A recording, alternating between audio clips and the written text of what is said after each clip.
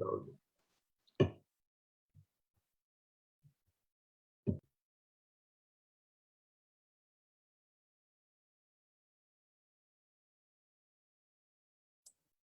are now live.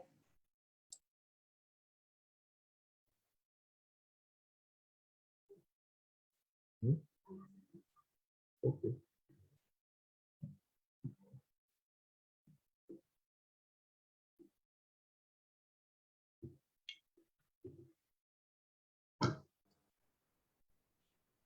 Hi.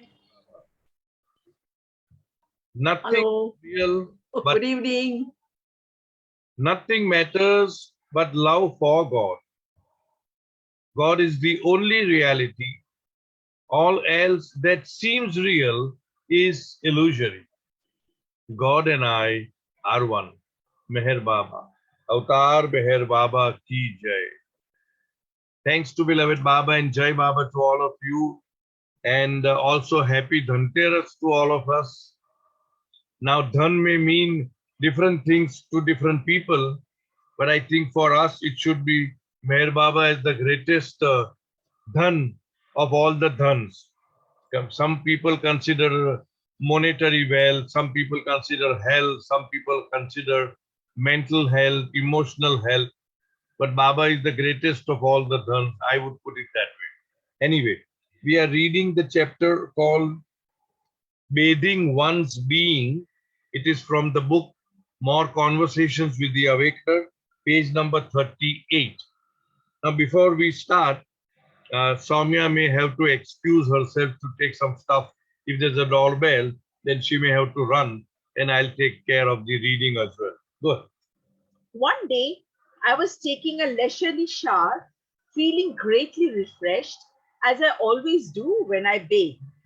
I had already soaped my face and body and was reaching for the shampoo with my eyes full of suds, my head beneath the running water. My outstretched hand went slightly amiss. The shampoo bottle crashed to the floor, taking the soap dish with it. Reaching down, I momentarily lost my footing, my left hand shooting out to steady myself. Mercy! Lo and behold, the mishap was averted, but the bottle was cracked. I finished my shower and wrapped a towel around my waist. Feeling very relaxed, I entered my room whistling and saw you seated there. What a surprise! I've been waiting for you for quite a while, you smiled. Oh, I was having a bath, I said. Sorry. No need to be sorry. People often think that I keep them waiting, but at least you won't say it. Or at least not always, I quipped. Drawing my head in the mirror, I saw your reflection and asked impulsively, who combs your hair? It always looks so soft, sparkling, and glistening with luster. Good heavens! Why don't you ask me what brand of shampoo I use? And then you continued, I am the ever renewing spirit. Every part of me renews itself every moment. I thought there was a ball. All right. Now, any of these things don't require any explanation, except for the word suds, S-U-D-S, which means, it is bubble or lather when you shampoo your hair. So that was all over there, and the shampoo bottle crashed and it broke, and he was about to slip. And as he was about to slip, he uttered only one word, mercy. M-E-R-C-Y, mercy means, you know what mercy is. So because that will come little later, that's why. And then, of course, then it's a very informal conversation about the author asking, your hair looks so bright and beautiful all the time. Who combs your hair? And Baba extends it a little further, saying, you might as well ask me what brand of shampoo I use and all that. But now this is what is important is, and then you continued, I am the ever renewing spirit. Every part of me renews itself every moment. Every moment Every part of Baba's being is renewing itself.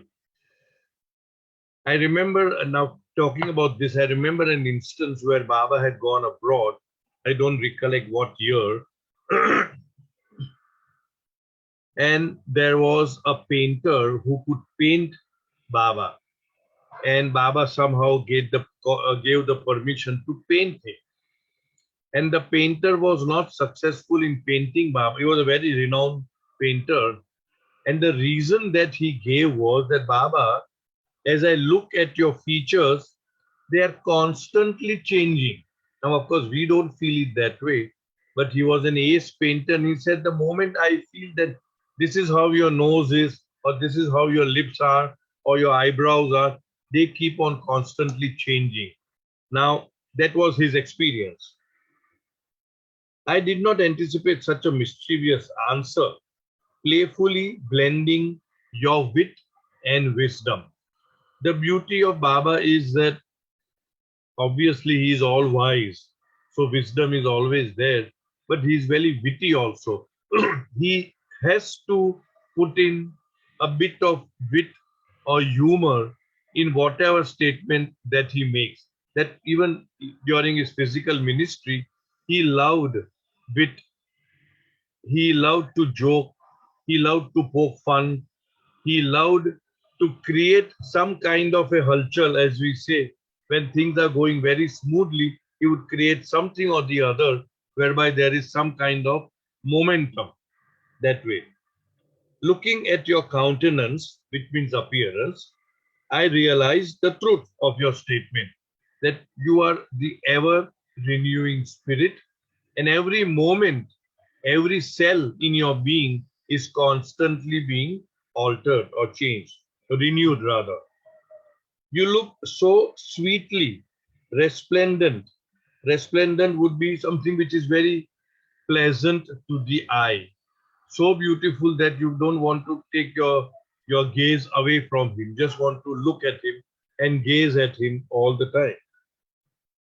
You look so sweetly resplendent. I felt that your inner and outer beauty continually surpass each other. Your inner beauty is surpassing the outer beauty, and immediately the outer beauty is now surpassing the inner beauty. So there is a constant, so to speak, competition of surpassing each beauty. What brought you here? I asked. Wait a while, first comb your hair and dress yourself. See how considerate Baba is. I hurriedly dressed myself, hung the towel back in the bathroom, and returned to the room. I beheld you sitting there, so regal, regal, majestic. Even when Baba was young, his what we call as gait, the pace, the way in which he walked was very regal. You can see his arms swinging and very long strides and very fast walking, very swiftly used to walk. You look, I beheld you sitting there, so regal, yet in a state of total relaxation. Your eyes were closed, and an overwhelming silence permeated the atmosphere. I had never seen you with your eyes closed. At that moment, it was revealed to me that your seeing is not dependent upon your eyes. Our seeing is dependent upon our eyes. But even with eyes closed, he could see everything. You seemed to be fully alert, though absolutely motionless. So much so that for a moment I mistook you for one of the objects in the room. That Baba would sometimes become extremely still, and this has been observed by many people that when Baba would undertake what he used to call universal spiritual work. Sometimes he would cover himself with a blanket or with a bed sheet or something, and he would be totally motionless for a while, as if the body is here, but he is not here. He's somewhere else and doing something. And then after some time, again he would come back. And this has been experienced by the Mandali n number of times. Even when they are traveling in a bus or train or car, sometimes Baba would ask for a sheet and just cover himself up for a few moments and then come back. And when people would ask, Baba would say that I had been somewhere, there was a call for me, there was some exigency, and I had to go there for some work. Now we don't understand what all that means. This is what it is. But here it's a different thing, where he said that you were so motionless that I almost took you as one of the objects in the room. The next moment, it seemed as though each object was actually an integral part of your presence. And then I felt that you were the center of everything, a circle without a circumference, a form without any periphery. Periphery means the boundary. Periphery. How indivisible is your presence? And Baba had himself said, that I am the being who has no circumference, and his love has no periphery. Means, in other words, it is boundless. He is boundless. And he is the center of everything. How indivisible is your presence. In the midst of my wonderment, your eyes slowly opened and smiled into mine. Inwardly, I understood that you knew what I was thinking. And that also is another experience where when you stand before Baba, you are like totally naked, so to speak. Naked not in the sense of physicality, but as if you have this feeling that Baba can actually read you through and through. In other words, he knows everything about you. I am ready, I said. So am I, you replied. May I tell you what I thought just now? Yes, of course. See, Baba is always encouraging people to speak, to tell, to communicate, rather than expecting him to tell you what you were thinking or whatever you may be going through. That is always a two-way process that Baba would always encourage us to speak out. To such an extent, when I remember an instance where I'm not going to go into the details of the instance because it's a very beautiful instance, something which happened at Manzile Mean, where somebody did a wrong act and Baba caught two of them and Baba asked questions, and the person nodded no. And Baba said, don't nod, speak up. So, in other words, voice, speaking up, speaking to Baba has its own importance as well. So, as I saw you, As I saw you when I entered the room, you looked so magnificent that I felt how blessed it would be to die at this moment. To my surprise, you looked displeased hearing these words. I fear I have made you unhappy, I said. But why? That you wished to die shows your mistrust in me. Don't you believe that when that moment ordained by me comes, I will be with you? Dying is living for me and in me with a smiling heart. sorry, this is again a very profound thing. Many of us may wish, may not be now, many elderly people, people suffering from some disease. I wish I could die. I wish I would die. So here, this is not out of suffering. Here it is out of joy. Baba's beauty was so awesome that he felt that how nice it would be if I died in your presence at your feet. But that was not for suffering, it was out of joy. But even then, Baba said that you wished to die shows your mistrust in me. Don't you believe that when that moment ordained by me comes, I will be with you? This is what we should all aspire for. That when that moment comes, and which will come for each one of us, Baba should be with us. He should visit us to take us. And then another very profound statement. Dying is living for me. What is real dying? We have done that. What is real dying? Dying to the false self, dying to the mind, dying to the illusion, dying to ignorance, dying to darkness, all that is false, all that is not true, all that is not the truth. Die to that, dying to all our desires, to all our cravings. So Baba says, dying is living for me. How can we live for God unless and until we die for illusion? So in other words, living, rather dying is living for me and in me with a smiling heart. That means whatever you may go through, whatever one may go through in life, one has to hold on to the daman of the truth and let go of the illusion.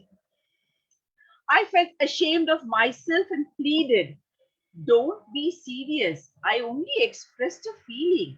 It's okay. I too was doing the same. Fine. But now tell me what brought you here. Don't you remember calling me when you slipped in the shower?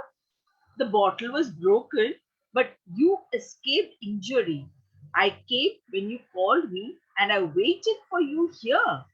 Because that word I said, when he was falling, when he slipped from that, shampoo's, Mercy. he said mercy.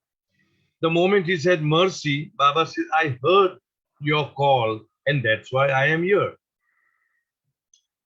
I marvel that even an involuntary remembrance reaches you. Involuntary would be, there are many ways of, but here the meaning could be unintended. You never intended to call him. It just came out spontaneously, involuntarily, unintendedly, and without any intention. There was no intention to call you. I just blurted out mercy.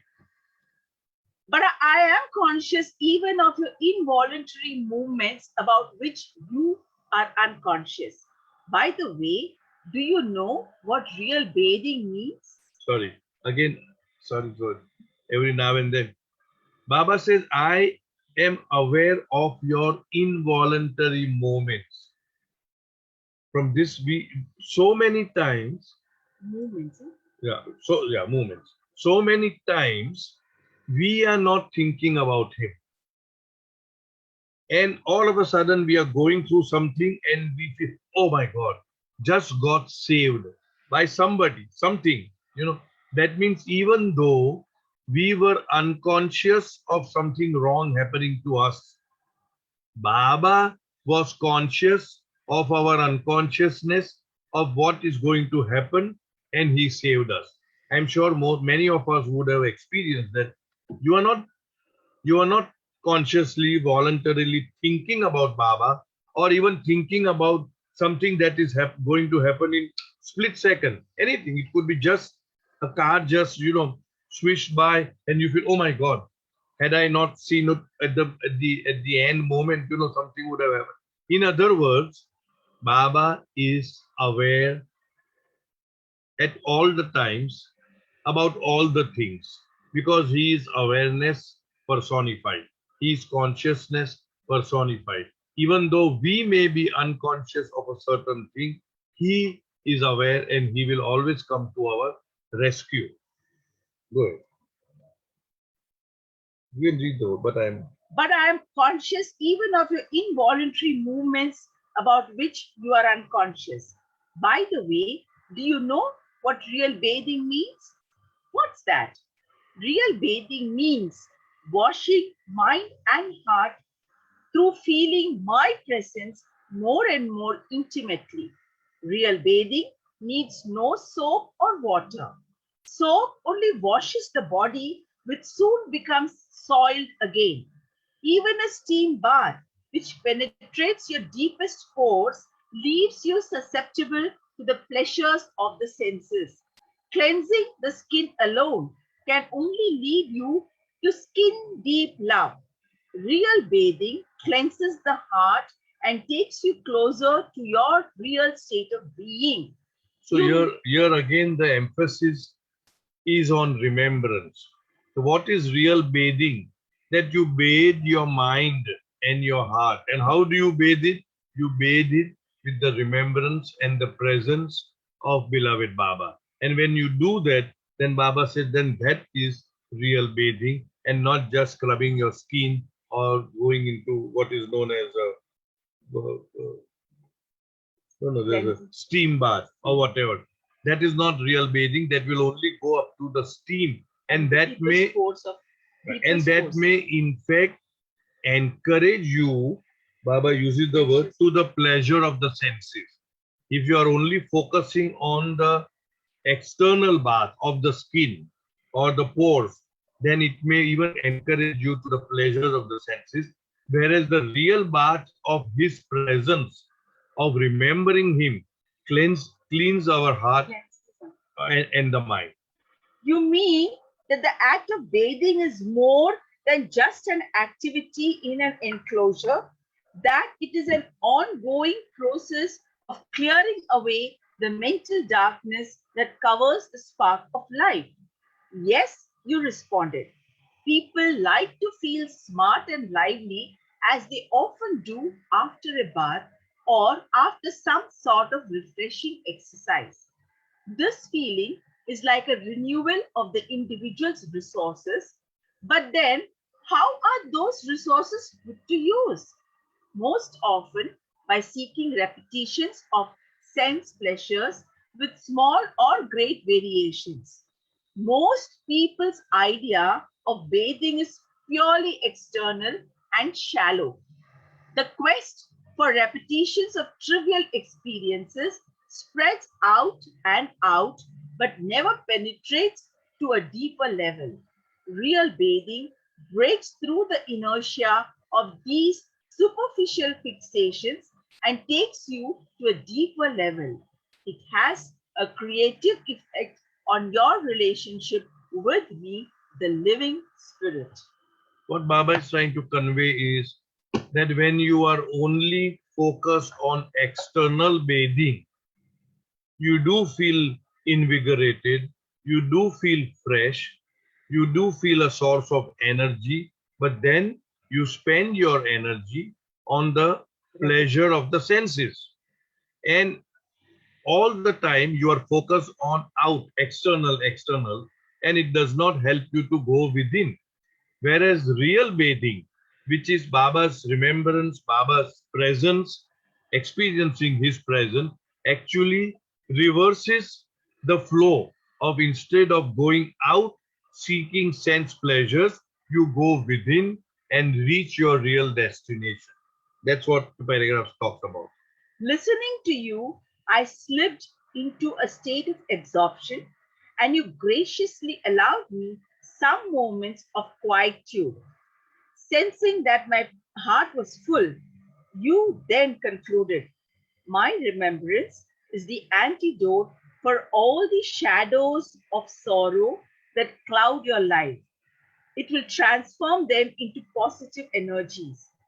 This will enable you to love life in its various aspects without becoming attached, and to feel my presence more and more. You stood up, patted my shoulder, and said, I won't keep you any longer. I know it's time for you to go to work. So sorry. The last paragraph again emphasizes same thing on remembrance. Baba says, my remembrance is the antidote for all the shadows of sorrow that cloud your life. Something or the other may go wrong in our life, and they are all shadows of sorrows. And when we remember Baba, it may not necessarily remove the sorrows or the shadows, but it will give us the strength and the wherewithal to over to overcome it, to handle it, to engage with it and overcome it. So that's way. It will transform them into positive energies. Otherwise, if we are in sorrow, if we are in shadow, we are always brooding and weeping, and we are always in that victim mode. why me, poor me, and all that stuff. But if you come out of that and remember Lord, remember the Lord, remember Baba, then Baba says it will infuse you with the positive energies. This will enable you to love life in its various aspects. Many of us, we love life when things are going right. But when things do not go the way we want it to go, then we are in a complaint mode all the time. But little do we realize that God is in each and every aspect of our life. If you read that beautiful poem called Tum Hi To Ho, where you are a gnat, you are a mosquito, you are a pig, you are a donkey, you are a this, you are a that, and people started ridiculing, how can you have this kind of a prayer? And Baba says, no, it is very, very, very important for people to realize that God is equally in these negative things as he is in the positive. God is equally in the things which we abhor, which we just shun, which we say is very dirty, filthy, vulgar, whatever, negative. God is in that also. Because if God were not to be in that, then those things would not be existing. The very fact that they exist, it means that they are God. There is God inside. And one should develop the nazariya, the sight to, to be able to see God in various aspects of our life. So here Baba says, this will enable you to love life in its various aspects, not just positive or not just one, various aspects without becoming attached. Again, another important thing, do everything, but do not be attached to it.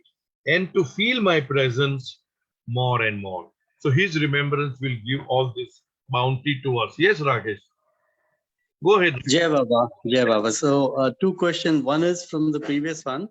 When you mentioned that Baba used to cover himself with sheets and be motionless as if he is, went somewhere to do some work. So, why would that be necessary when a perfect master and avatar can be simultaneously at all places all the time? Why would he want to, absent from any one place for some other work? Well, I would simply say I don't have an answer to that, frankly. But Baba, as Meher Baba, we know that, okay, somebody who lived in Mehrabad, Mehrazad, whatever it is. But if his presence is required at various places for some work, many a times he would not do that also. Many a times Baba would be in the darbar talking to people, and somehow, he would just not cover or whatever it is, but he would just be very steady for a while, half a minute, 1 minute, and then again start normal. Manli was so smart that they would note the day, the date, and the time, and invariably, after some weeks or months or whatever it is, they would get news from somewhere far away saying that Baba, thank you for saving me, or thank you for doing this, whatever that may be. And then they would mention the time and the date, and that would tally with what happened here in maybe Guru Prasad or Merazad or Mehrabad. So sometimes he may require. Now, if you ask me why does he need that, I would say I really don't know. I don't All have right, a yeah. I get this. Okay, the second question, as you, Bal Natu ji mentioned that, Baba would listen to the involuntary calls also.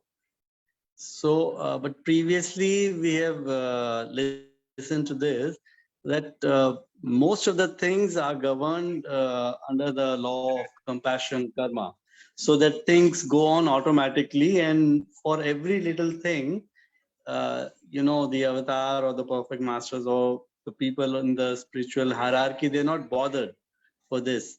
So I see a contradiction here.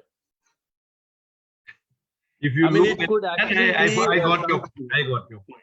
got your point, because you're talking from a very intellectual standpoint, and spirituality is full of contradictions. Here I can only say that Baba and the perfect masters are above the law. So you can't catch them. We've done the word called lawless infinite, infinite lawlessness, isn't it? So you cannot catch them and say, why? You said that you won't come, you won't meddle with the individual karma, and how is it that now you have come? We have no qualification to ask them that. They are free to do whatever they feel like doing. But by and large, what you are saying is correct. By and large, they do not intervene in the individual karmic makeup, whatever that may be. But then again, it also depends upon your relationship with Baba, your connection with Baba.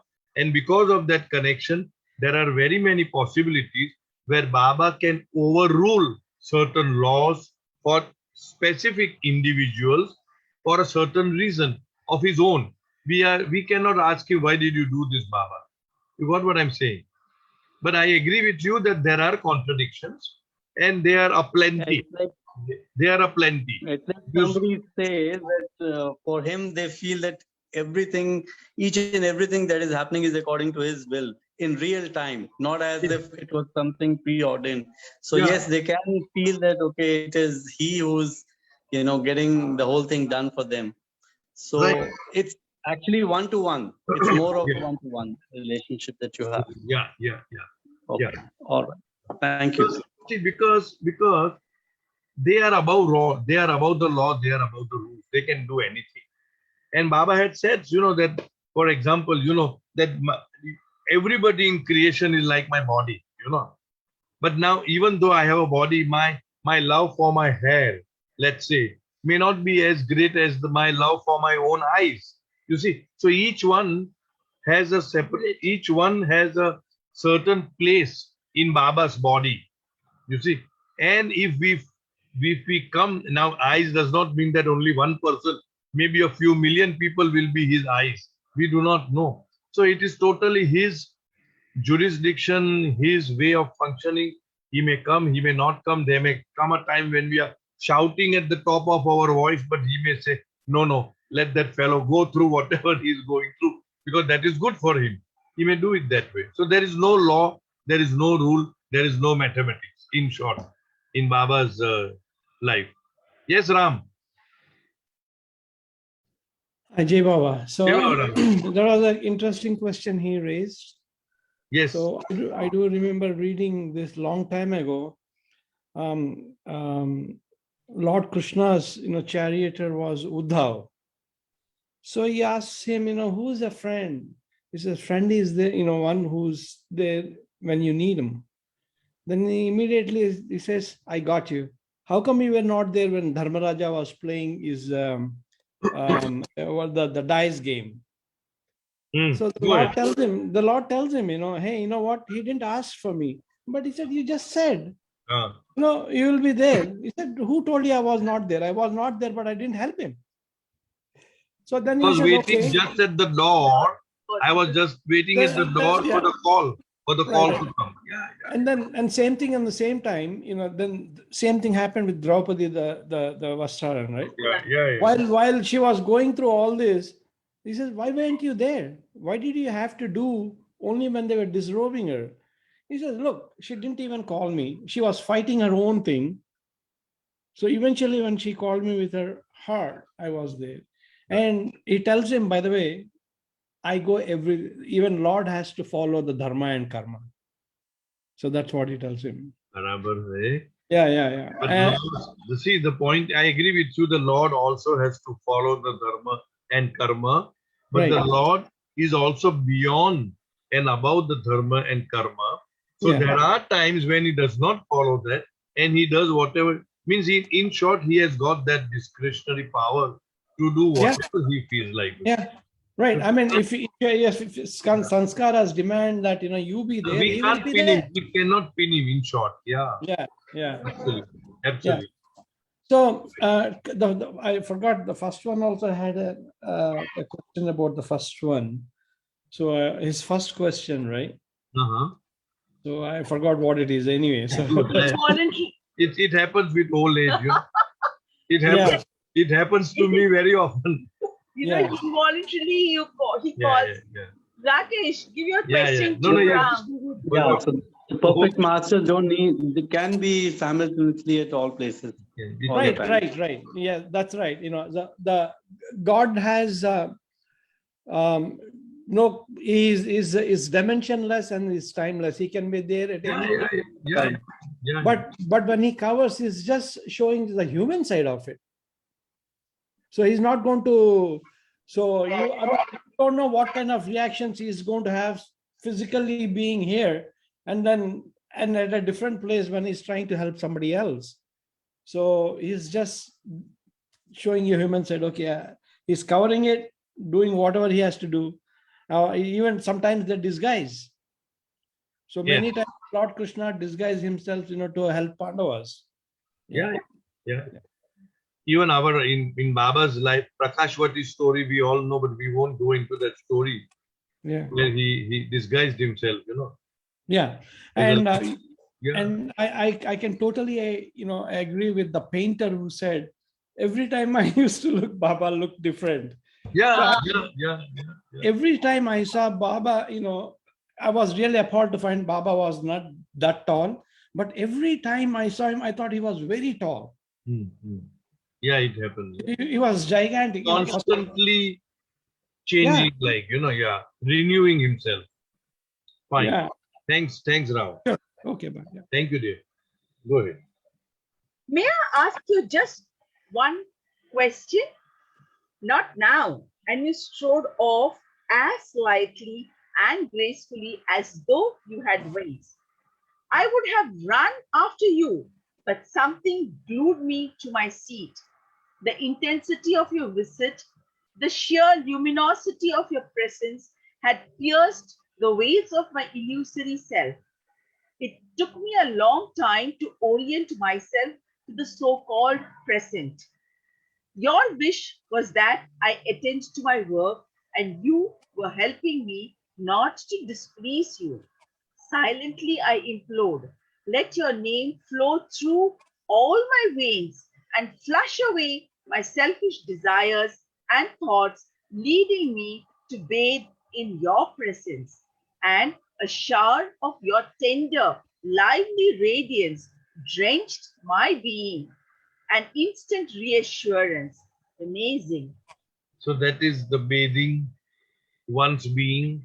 The chapter is over, but we still have time. We'll start the other one. I will try not to interject too much because then I don't want it halfway through. People may not be able to follow. So basically, the crux of this was that real bathing is bathing in his presence, in his name, which is the bathing of the heart and the mind. All right. Now we are on page number 40. Oh, 1 minute. Are you sure? Okay, sorry. 44. Yeah. let the sip be a celebration. It was past lunchtime, but I had no appetite. With eyes closed, I was quietly lying on my bed. The chronic bodily complaints had reappeared, and the mere mention Ram, your mic is on, dear. of food Can you just mute? Thank you. brought nausea. Gripped with anxiety, I felt depressed, unbalanced. From these recurring symptoms and bouts of illness, I felt physically battered and mentally shattered. While engrossed in this gloomy mood, I heard someone tiptoe into my room. As I opened my eyes, I saw you sitting at my bedside, your face glowing with an ever fresh smile. I hurriedly sat up, casting a glance at me, eyes sparkling with endless vitality. You said, "What's the matter? What's wrong with you?" In a dejected tone, I replied, "Nothing is right with me."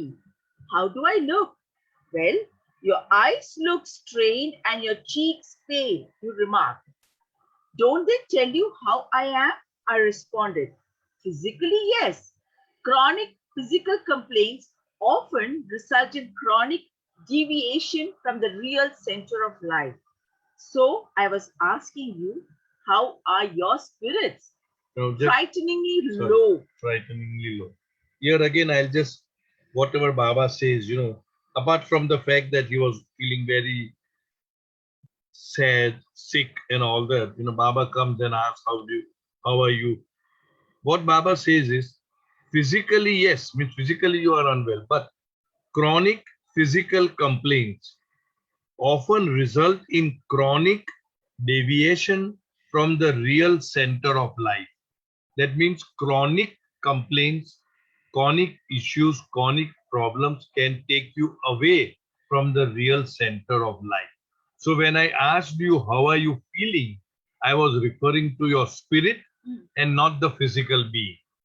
So I was asking you, how are your spirit? So Baba is emphasizing the inner and not the outer.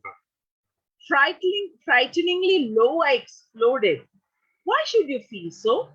Haven't you learned that physical illness comes in the natural order of things and leaves the same way? It's a sort of tax you pay when temptations have led you to overestimate your capabilities. Yeah. So here again, what is the cause of physical ailments? Here it says, why should you feel so? Because he was feeling very low. Haven't you yet learned that physical illness comes in a natural order of things and leaves the same way? It comes and goes, comes and goes. It's a, Kundaji, your mic is on, please. Thank you, ma'am. All right. So it's a sort of tax you pay when temptations have led you to overestimate your capacities.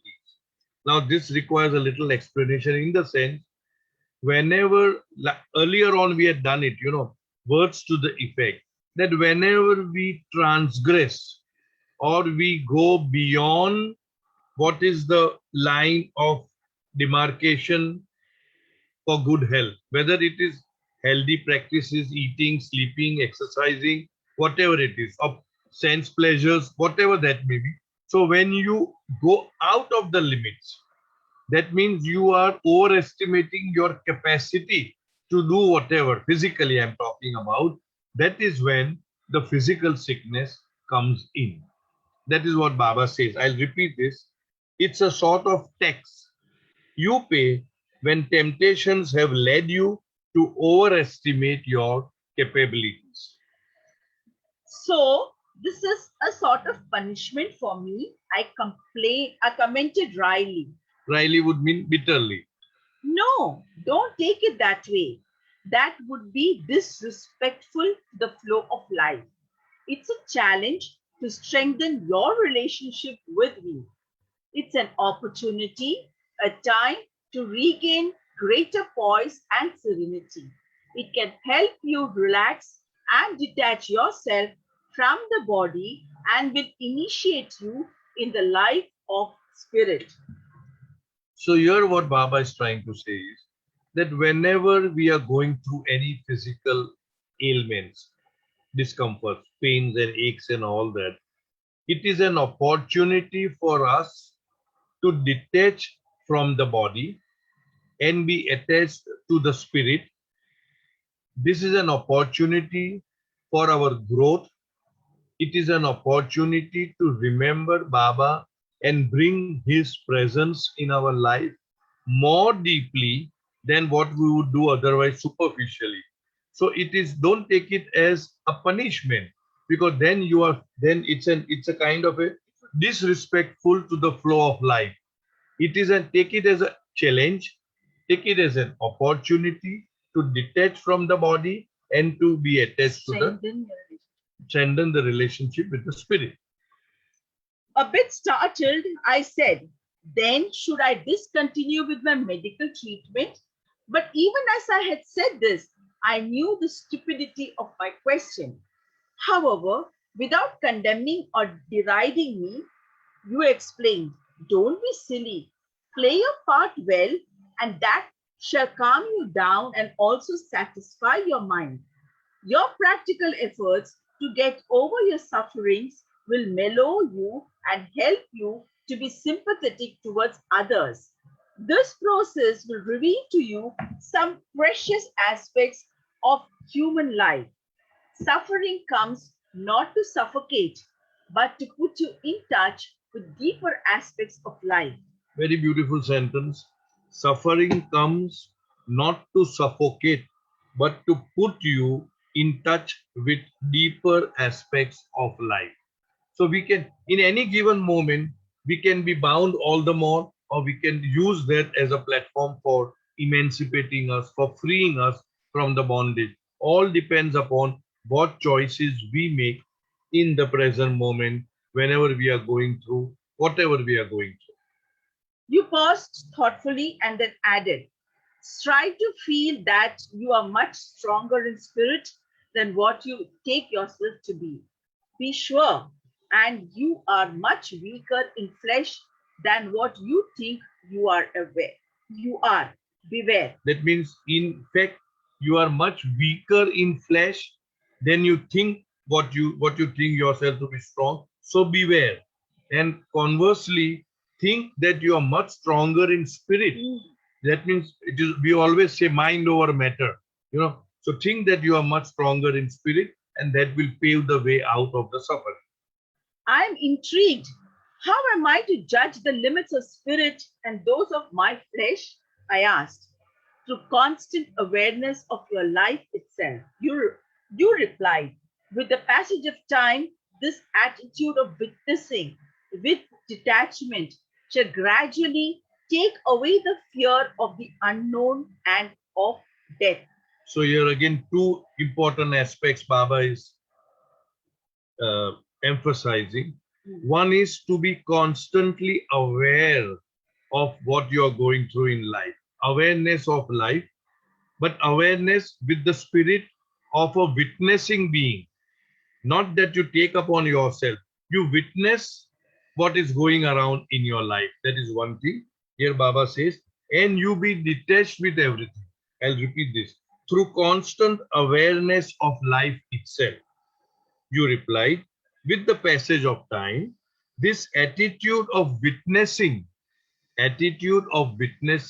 with detachment shall gradually take away the fear of the unknown and of the death. So what Baba expects us to live our life with full awareness, with behaving as if we are a witness, and witnessing with detachment, and that will pave the way further. I hastily intervened. What about the people suffering from terminal diseases, constantly facing death and needing reassurance on a deeper level? You looked at me with incomprehensible seriousness, yet also with great tenderness. That is a question of an entirely different dimension. Let us not go into it today. However, know this much, that no one really dies except to live in me forever. That means even people who are terminally ill, if they are given the right thought processes, that any one day all of us, whosoever is born, has to drop the physical body. The physical body's only purpose is to help us to realize God or to become one with Him as mukti or moksha.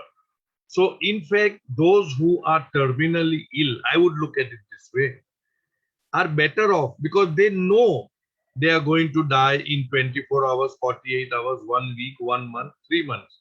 They know for sure.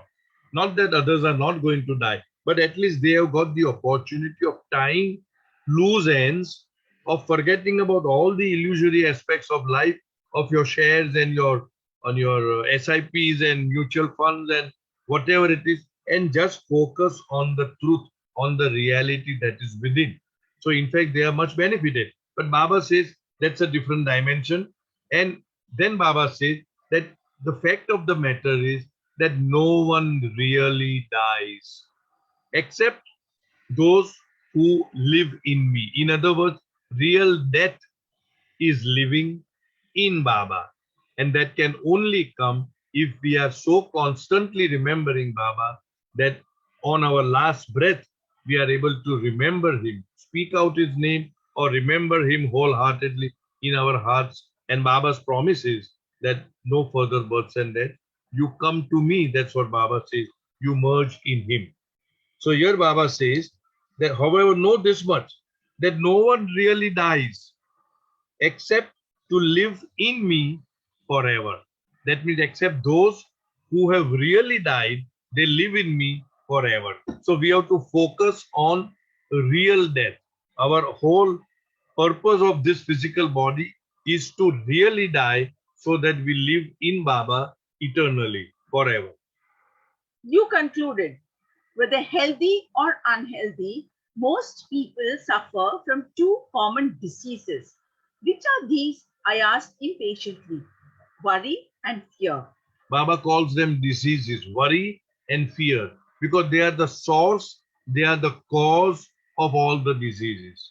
And the two are finely interrelated.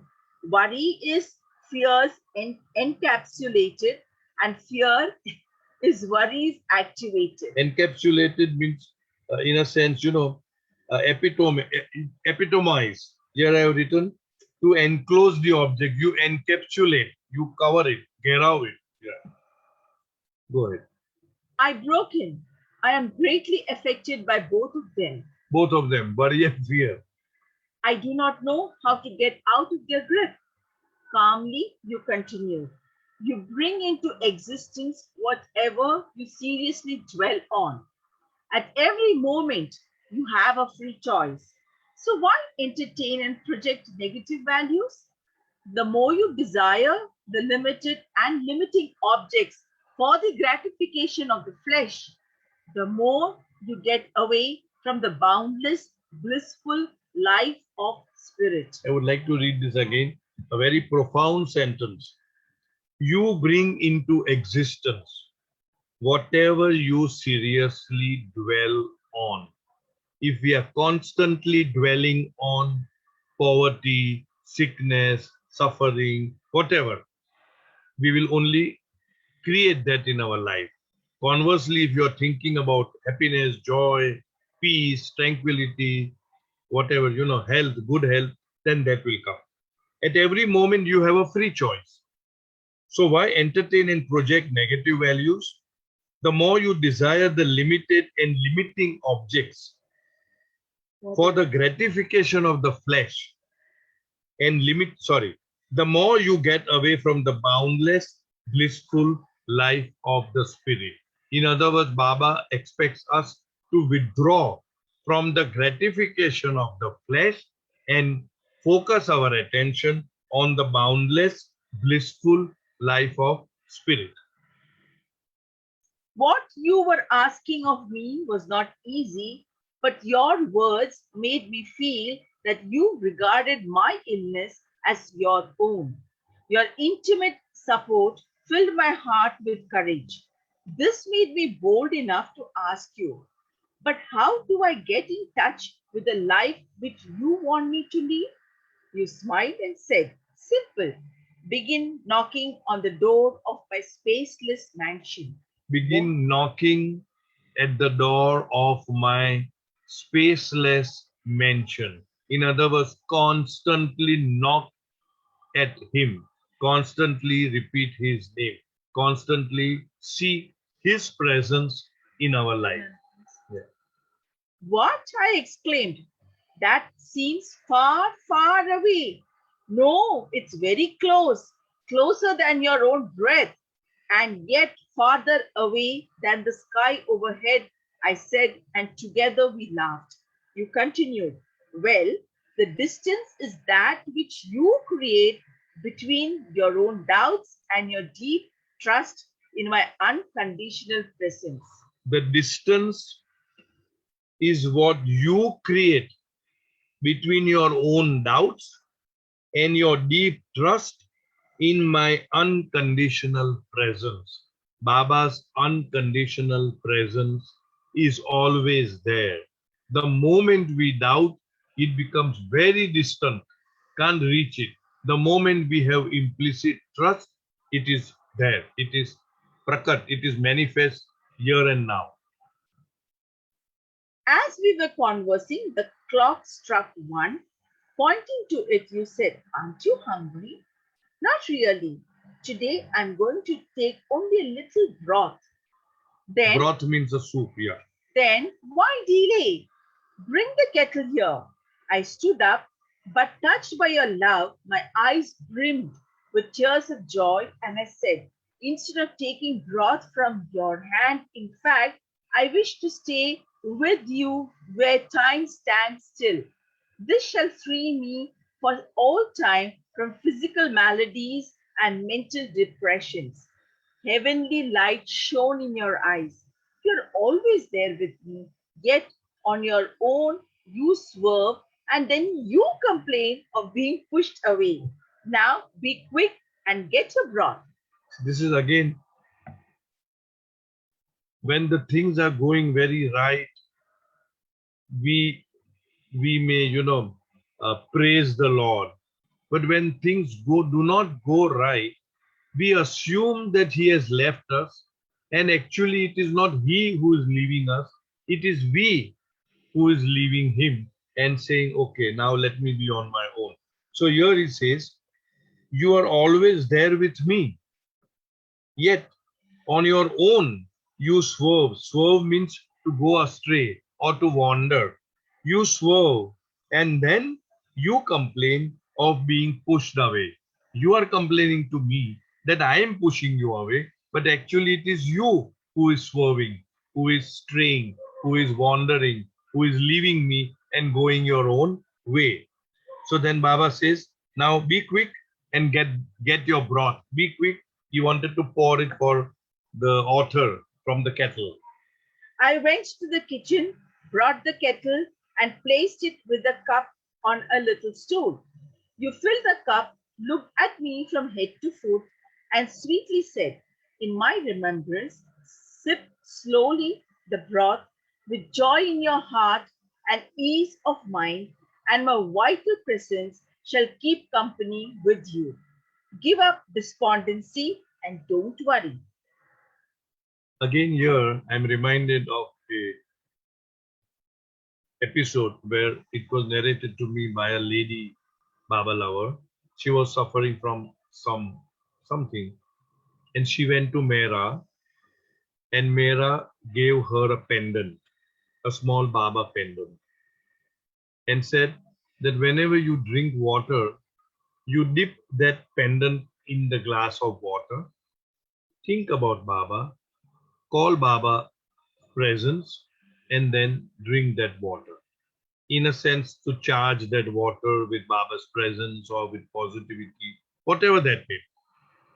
But because Mera said it, she did it, and after some time she was rid of whatever she was going through. So here what Baba is saying, this sentence reminded me, you see, it says, in my remembrance, Baba poured the broth in the cup which was lying there from the kettle. And now Baba is saying, in my remembrance, sip slowly the broth. We can do it ourselves with tea or coffee or fruit juice or whatever. Whiskey. Sorry, Sonia is saying kanji. I heard whiskey. Why? You can do it with whiskey also. So the important thing is remembrance. So here it says, in my remembrance, sip slowly the broth with joy in heart and ease of mind. Very relaxed, joy in your heart, ease, tranquil mind, calm mind, and my vital presence shall keep company with you. We could all start trying that with a cup of tea or coffee or whatever. Samya once said, kanji, drink whatever that. Even water. Yeah, even water. Correct. Even water. The whole idea is to keep his company. And my vital presence shall keep company with you. Give up despondency. Despondency is dejection, disheartenment. Give up despondency and don't worry. So that's again here also is a very practical thing. Every day when we drink whatever we drink, we remember him and then drink that. And there's a science, sorry, and there's a scientific what do we call experiment that was done when a water is kept and you don't drink it from the bottle like that. You keep it. You see water. You pray to the water internally. You don't have to say it loud, or you just take Baba's name. They have found through the experiment that the molecules of the water, water is very, very susceptible to mantras, to your voice, to your Mind. feelings, to the mind. Yeah. And the molecules change in such a way that it makes that water very healthy, very pure, very positive to drink. So we can experiment with that, and take Baba's name every time we have water or every time we have anything for that matter. Right? So here Baba says, sorry, that's over. Yeah. While walking towards the door, you gave me a smile that filled my being with your loving assurance. Entranced, I sat on my bed, sipping the broth, and your words became alive. I felt I was drinking life giving nectar. The sense of buoyancy that came from your visit cannot be described in words, yet with the last sip, words flowed. All glory to you. Sometimes, as I sip, let it be a celebration of your glorious presence pouring into my heart. Was I asking too much of you? Again, same thing. Baba's grace that we are finishing exactly on the dot at 6:30. Thank you, Baba. All right. So here, that buoyancy, that feeling of elated feeling of Baba's presence is there when he was sipping the broth, and it says, "All glory to you.